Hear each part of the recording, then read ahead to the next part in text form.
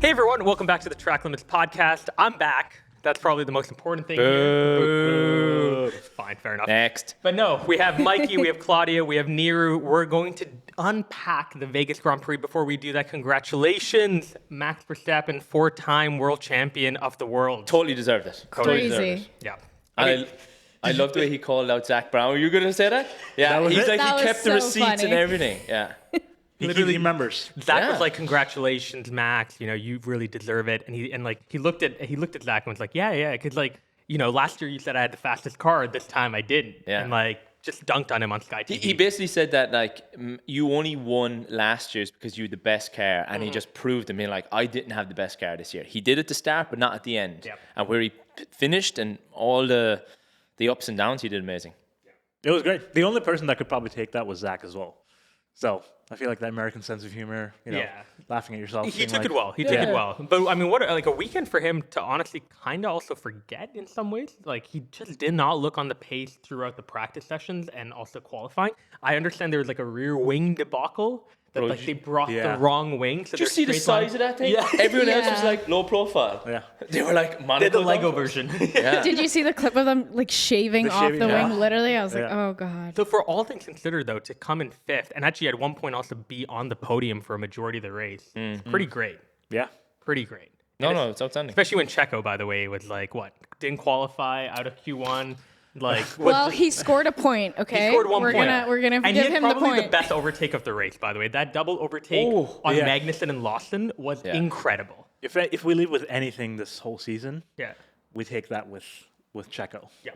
Yeah. You have to take at least one good thing. He did get unlucky in qualifying. It's like the team were trying to save all their sets of tires for later in the qualifying session, but you also got to get out in the first session, which he messed up. But to talk about the Magnussen and Lawson, I'm so happy Lawson is an out-and-out brute, elbows-out racer, because we're losing Magnussen next year. So now that we know Lawson's going to provide the entertainment, it's hilarious. Yeah. I agree. Clean racing first lap from Pyridum as well. That was outstanding. Awesome. And they had a few wheel-to-wheel battles. I think it was at least 3 or 4 accounted, and they kept it very respectful. And it was great. I overall, Claudia, what did you think was the standout moment from the weekend? Oh my god, so many. I mean, Pierre Gasly's qualifying lap. That was a standout for me, and then flopped. But that was pretty huge to come back from last race and do this again. Yeah. I thought I was drunk when I saw Pierre Gasly in P3. Yeah, I was like, something's wrong with the graphics. Yeah, right. They messed it up. I don't know. Especially for us. We're waking up early in the morning being like, excuse me, this it's either F1 troll, some troll account, or it's actual F1. Shit, okay, what the heck happened? Yeah. I feel like Alpine had a bit of an emotional roller coaster because they did so well in Brazil, and then here they qualified on the podium, and then Ocon, they called him in for pit. No one was out. Drove through Gasly power unit issues. It was a bit of a downer for him. Yeah. But And I don't know what happens in Vegas, but for some reason it seemed like most of the pit crews were a bit out of sync as well. Even Ferrari, Carlos wanted to get pit. I mean, if he had technically gotten pitted 2 laps earlier, there was a chance that he would have gotten P2. And he definitely would not have lost track position right away to Lewis. But his team wasn't ready, and they just said we're not ready, even though he tried twice in 2 laps. He'd been asking so many times. But I do want to give the mechanics a shout out because I think this triple header that's coming, they're going from Vegas to Qatar to Abu Dhabi. It's the end of the season. Yeah. Shout out to the Williams team as well. Their mechanics. well, can you imagine those boys? Those boys are brutal. I posted a little picture on my LinkedIn about how we need 7 years of experience of being a mechanic.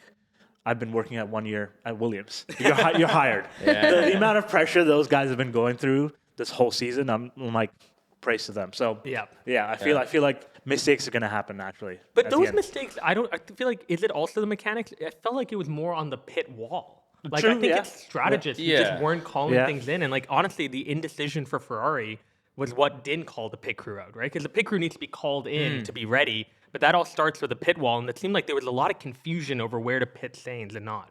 It was more so they were more so being swap positions between Charles and Sainz. They were trying to swap positions. He swapped position, and then he was like box, and he was like they weren't ready. Yeah, which is frustrating for Sainz. And I also don't understand why Charles was mad then. At the very end, you heard him he said the F-bomb 50 they times. told him that Carlos would not attack him, and then Carlos overtook.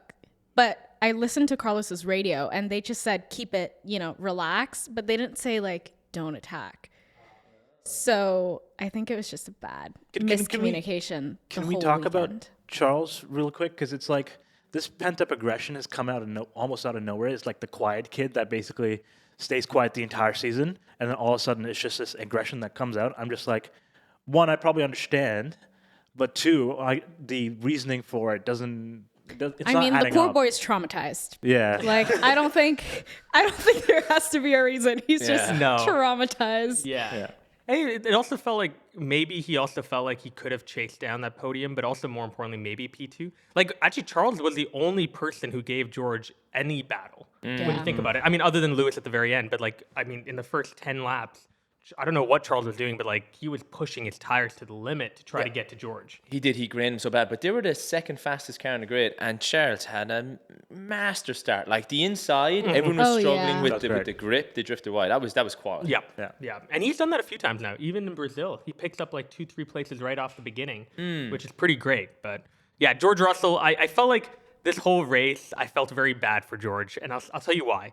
Camera really did not show him that often because he was like 15, 20 seconds ahead normally. Yeah. They really like started to show him near the end when Lewis was hunting him down. And then even when he won the race, they showed him for like 1 second coming out of the car, and then it's like Max. Well, Max is 4-time world champion now. Like, so and he's like beside his car pretending like he won the world championship, and I'm like, bro, I feel so bad. There were too many celebrations going on. Yeah. You're like, where do I look? Who am I cheering on? The radio message at the end, it just reminded me of that. This meme always pops into my head of this first and second place, like cheering on, and this third guy in the champagne. Oh yeah, that was George the entire time, being like, Max has won the championship, like that's going to be the main storyline. Yeah. But George, go scream on the radio if you want. You got to think as well. It could, like, if Lewis didn't mess up the qualifying, he was on fire, like fastest lap.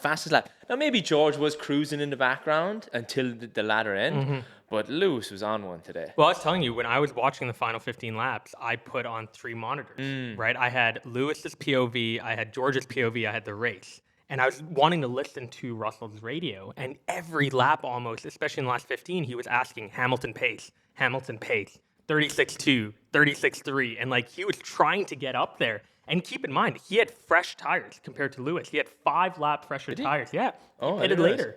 And he still couldn't match Lewis's pace. So like, I agree with you. I think if Lewis is qualified, even 4 or 5 positions ahead, obviously, this is all an if thing, and you can always say that. But especially if he had qualified on the front row, I think that battle between the silver arrows would have been absolutely incredible. Yeah. Absolutely incredible. And they probably would have led to a double DNF at some point. They would have let him race, though. They would have let him race. There's nothing to lose at this point, right? So what do you make these comments about shelf life? Oh, man. Well, I think, so Toto came out, by the way. I don't know if you heard about this. Yeah, he basically said what drivers have a shelf life, and he referenced Lewis briefly. But then he came out and clarified it, and he said, no, I wasn't talking about Lewis. Who else? Well, sounds like a cleanup for a bad statement. Yeah. Right? And like I think that's, Lewis's drive to like yesterday or today or whatever was incredible. But like it also showed that like, oh my God, he can hang. He can still really, really hang. Yeah, but even what Toto said was he only gave Lewis a 1-year contract, and then Lewis didn't want it. But like you look at Alonso, you look at Lewis, like there is a shelf life. Yeah. So it's like, sure, like Lewis will regain his seat in Ferrari. It'll be his decision if he wants to leave. Same with Alonso, but it's like they got to be keeping up with the young kids. Yeah. So like I don't doubt Lewis still is great talent. I don't doubt Alonso is a great talent, but like you see sometimes during the season, even with Lewis, he wasn't performing. But it was we kind of hear not excuses, but he's blaming the car, he's blaming the mechanics, and he seems to get in a bad headspace, and he finds it hard to pull himself out of there. Whereas when you look at a young kid like Franco or whoever's there, even Liam, they got to be gritty. It doesn't matter what you hand them. If you hand them a bad strategy or bad car, they're still got to go elbows out. But I will also, to Lewis's defense, say, like, even after the race, P2, he wasn't like he was thrilled. Like, he looked in the cool-down car, like, he was just looking out the whole time. It was so awkward in that car. He did not want to talk to George. He didn't want to talk to Carlos. Yeah. He was pissed, and I think he wasn't pissed at anyone. Maybe he was, but, like, I think he genuinely was just pissed probably at the thought of, and he kept referencing it, if I had qualified ahead, this was my race to win. It would have been. It was his race to win, and he knew that yesterday's mistakes cost him the race win. Even 5 more laps, he could have done. Yeah, 5 more laps, he would have caught up. Yeah, always 5 more laps. Is that I feel like it's when someone gives that 2-week notice in, I feel like there's been moments of that mentality. Like, man, I'm just done. Like, I'm done in like 3 races. Like, let's just move on to the next thing. Yeah. And then suddenly it picks back up when he feels like it. But apart from that, he's just like, I'm on Ferrari turf now. Like, I want to go race for them. Yeah. George Russell, though, makes it now 7 Grand Prix winners in F1, which is, by the way, the first time in F1 history it's ever happened. Pretty incredible. Wow. That's outstanding. Yeah. That's pretty incredible. I think, to be fair, like we basically had 7 winners. Like George getting, disqualified in Belgium was. Yeah. That's but true. think of it. If someone said that 2 races into the season, we wouldn't have you're going to believed have it. 7 No. winners. Yeah, it Everyone would be would've like, been no, it's going to be crazy. a Max show. And we've been proved wrong. And it's been an unbelievable season. And that's why I also, like throughout the season, I felt bad for Lando because it's not like the title fight didn't start at the very beginning of the season. Started like halfway through. Halfway through, Yeah. we put him into a title fight. Like he wasn't even prepared for it. Probably he I found mean- himself in it, and then the pressure just grew. Yeah. That's what it was. Right after the race, when they were like, I think in the press pen, they were asking him, are you so relieved now that you don't have to like talk about this title fight? He was like, yeah, thank God. And I'm like, so real. Like, it's just been a really difficult time for him, I think, because he didn't come into the season ready to fight for the title, really. No, Yeah. So honestly, I'm happy for him that this is now off his shoulders and that they can go into the next 2 last weekends and do their best. and I'm hoping they win the constructors. They are 24 points ahead of Ferrari right now, but I'm really hoping. I'm rooting them on more than I am Ferrari. Why? I like Lando a lot, and I really like Oscar too. And I like think Oscar. Oscar playing the team game over the last few races, despite his mentality of like he is a future world champion, like it's incredible, man. Like, and that team, you got to give it to them. The kind of development that they've had as a team from being again last, like literally last at the start of last season, to now being like a front runner and like just being incredible at most things when it comes to like the operations, the marketing, like the whole team dynamic feels very strong and good there. I just think it'd be incredible to see them win. That being said, the argument I think for me for Ferrari would be to see Carlos be a part of a. I was just going to say, Constructors you're going Championship, to rob Carlos I know, of that moment? I know. But like, as much as I like Carlos as well, I want to see. I would hate Lando to walk away from a season without the Drivers' Championship and the Constructors' Championship. That would suck, in my opinion. That would be tough, but I feel for Carlos. And Yeah. like he kind of, I don't know. It'd be if Ferrari make it back and win it, man, that's insane. It would be pretty crazy. That would be. They are the dark horse pick throughout too. Yeah. Pretty great. Piastri was struggling this weekend. Like McLaren in general were kind of struggling. And I think Piastri, even in the last race, he struggled a little bit. So that's why, like, I actually think Ferrari are more dominant right now. Right. Because Sainz is pushing Charles. Charles is pushing Sainz. Whereas when you look at McLaren, it's not as close, per se. Not really, no. It's going to be interesting, though, next race when the team orders deal has stopped to see, like, how much more Oscar's willing to push. Like, I'm very curious to see if he's been holding back based off Lando's championship fight. Oh, maybe. You never looked at it like that. Yeah. Assuming he can grit up properly, but yeah. Assuming he can actually put his I car didn't in the even box. realize what happened until I seen the 5-second penalty. Like, he was outside his grid box. A little bit. But Just like by a honestly, tiny this bit. much. It was really tiny. right. Yeah.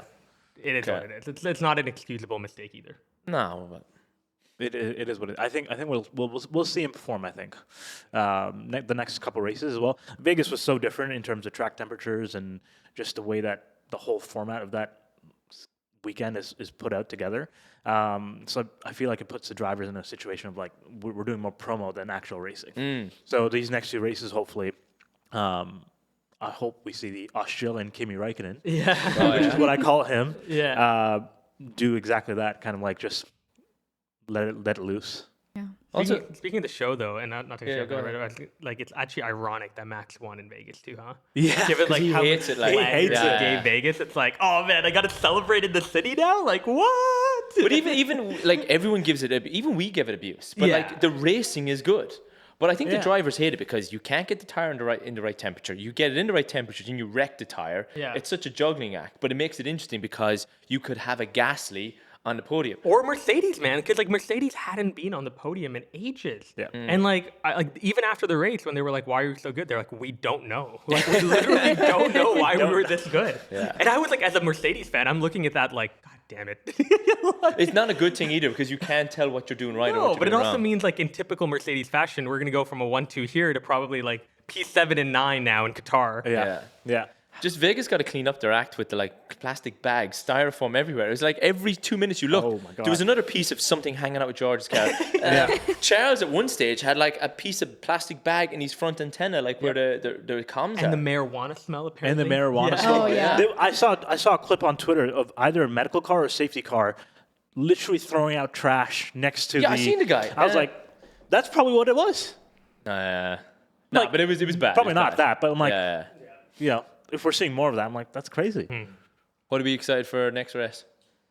Qatar. How do you pronounce it? Qatar. Qatar. Ooh. Qatar. I was waiting for you to say it first because I butchered that every single Do the time. throwback to Don't. the Don't. Do it. pronunciation Rewind. of Qatar. No one wants to hear that. Qatar's a fun race. I mean, do you know who popped off last year? Oscar Piastri. So true. Great He victory. Not a sprint, though, is it? I think It is a sprint. It is Yes. a sprint. Yeah. That was that his first sprint race? Yeah. Yeah. Yeah, and it was his first win. victory, First and win, yeah. and Lando did great in qualifying as well. So who knows? Maybe the McLarens come back on top in Qatar. Mercedes crashed out. They did. Yes. Did they? Because Lewis tried to take the outside on George, Yeah, I and it remember was an that. accidental because he got squeezed. George had nowhere to go, and bang, Lewis was gone. Yeah. But what do you think?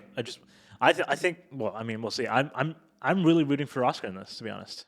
Yeah. I don't know why. There's just something about him. I'm like, I keep going back to Australian Kimi Räikkönen. I like that like nonchalant energy Yes. around him. I'm like, that's the guy I want to kind of see win.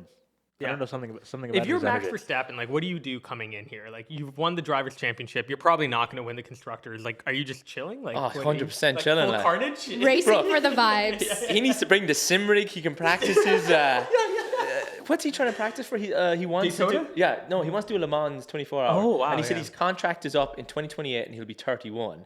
So he's like, yeah, I want to do a Le Mans. Oh yeah, we got retirement convos again. It was Yeah. funny. It was like, babe, wake up. We got Max talking about retiring again, which was pretty funny. You know, he drove also in that with Honda in the what is the prototype either IndyCar. He was with Scott Dixon from IndyCar. Oh, he actually did Yeah, that. yeah.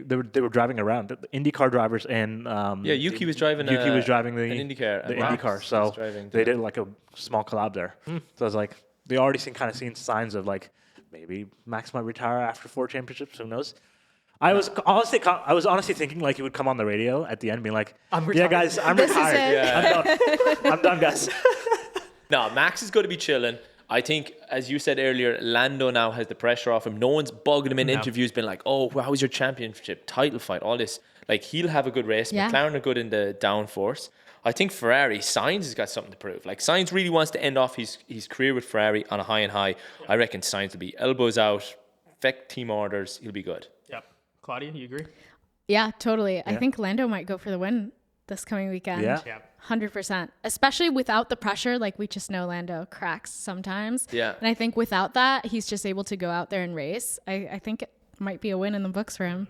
Speaking of pressure, by the way, throughout the race, the reason I think I watched all the way till the end, even when George was like 15, 20 seconds ahead, is because I thought he would crack under pressure. Like the amount of times he's bottled it, and especially on a street circuit where he's just randomly gone off course or locked up or just went into the wall. I'm I like, kept it's coming, giving it's like coming. Singapore flashbacks. I was like, yeah. oh God, That's usually him please. hunting, though. I found True. when That's fair. he's like leading, he's normally cool. consistent. Actually, Yeah. that's fair. That's And even David Coulter, one of the commentators, came up with a great point, was that there was only one car lapped in the entire race, and it was Bottas. So even he was saying, as a lead driver, you're just focused on the next turn, the next apex. And he's like, normally when you've lapped cars, you're trying to make sure they get out of your way, you're in dirty air. So he was like, George had uninterrupted concentration, which probably helped. But also, give him credit, man. He built a massive gap. Like, Yeah, he did.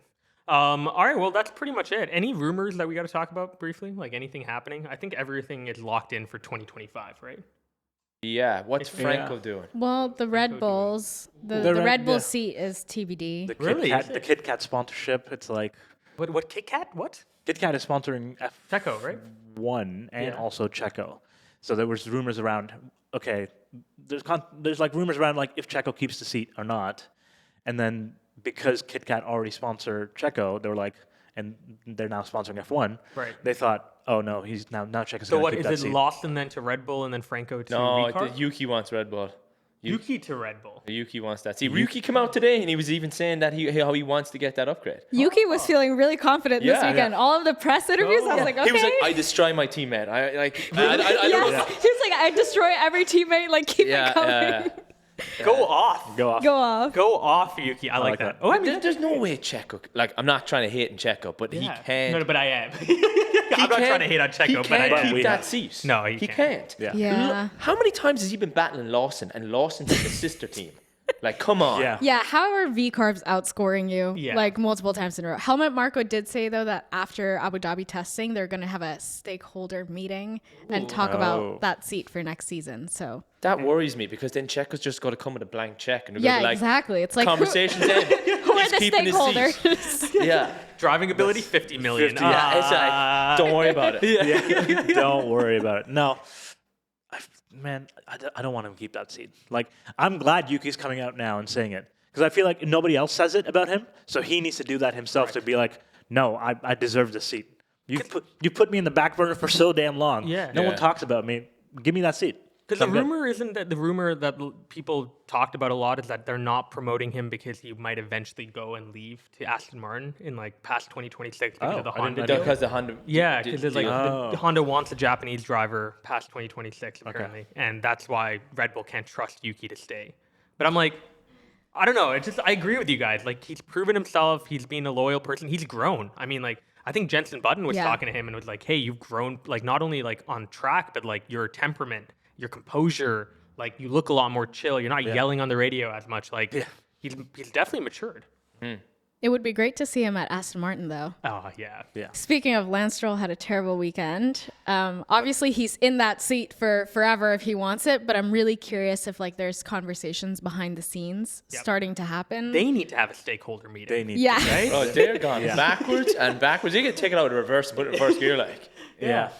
I didn't even see Aston Martin this No, but good for Alonso. He was P11, and he almost actually did finish in the points. Yeah. I want to sit down with Lance, to be honest, and just have a real conversation with me. Like, what are your goals, man? Yeah. Like, what do you want to do outside of life? Well, if you've seen any of his F1. interviews, he'll probably just give you like a one-word answer, like nothing. Well, we're Canadian, so maybe he opens up to a bit more. Bring him Tim Hortons. Bring him right? Tim Hortons. This is not Tim Hortons. He would spit on that, being like, absolutely not. Give me the finest of the finest coffee. No, he's got to keep that seat, and it's going to be unfortunate. Yeah. Yeah. The other rumor was a potential 11th team. Oh, yes. Oh, huge Right? news. General. Andretti or GM. Yeah. GM in For talks. who? No, 11 team on the grid. Oh, but I thought they said no. No, another rumor that came out. I think Andretti was the no, but GM is GM.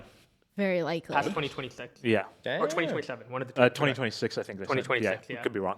Yeah. Oh, And great there to would see be an American driver in one of those seats. So To bring it back, Logan? Sargent! The return. He's going Indy. You see that? he had a test, but we don't know yet. But it's most likely that he goes to Indy. How do you think he'll do in Indy? I hope he does well, man. Generational talent. Going back roller coaster. Generational Did you talent. say the same thing about Latifi as well? No. All these guys are great. I have to say, as someone who's met Nicholas Latifi, great guy. Very humble, very nice. Yeah. Yeah, very humble guy. Like, knows his limitations. Brief conversation that I had with him, he was like, I understand why I'm not an F1. I'm like, you know what? Respect. So valid. Respect. Very valid, but like, Yeah. very humble guy. Very nice guy. We have something interesting potentially with the world champion. I'll leave it at that. Little drop of the rumor there. Put it at the very end. But yeah, stay tuned, guys. I hope you enjoyed this episode. Triple header coming up? No, double header. Double. Doubleheader. Double header. So bear with us. We're going to try to get you guys the best news and hope you guys follow along. And we'll go from there.